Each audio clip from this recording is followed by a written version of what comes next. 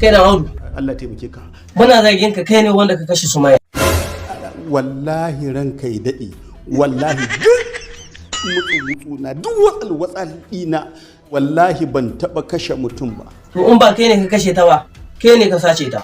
Ko matar ka shaida ce. Wallahi ƙarya kake yi munafiki. Na rantse da Allah ko Qur'ani aka kawo min zan dafa shi kuma ba zan taɓa yin kafara ba. Ke kwari akwai kirshaci faɗi wallahi tallahi.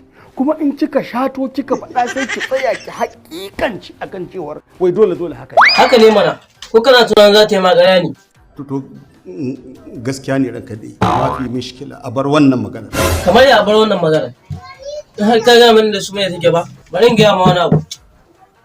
Idan har ba ka gaya mani da Sumayya take ba, har binciken bai gano inda take. Dan Audu za ka sha shayi mai dan karan kauri in gaya ma. Wallahi. Dan girman Allah, dan la ilaha illallah ni ma ka gaya wa binciken nan ya sake ni. Dan wallahi na wahala. Na ci bakar azaba a hannun mutanen ka wallahi. Ai azaba yanzu ka fara shan ta. Dan idan har baka gaya mana inda Sumayya take ba, wallahi yanzu ka fara shan azaba.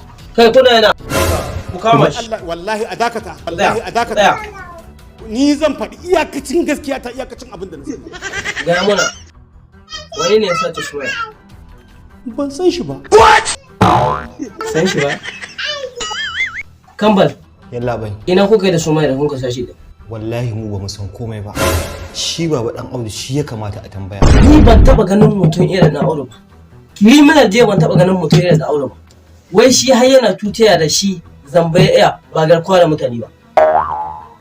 Yanzu bai tsara masa tsatsa. Mure waye anan.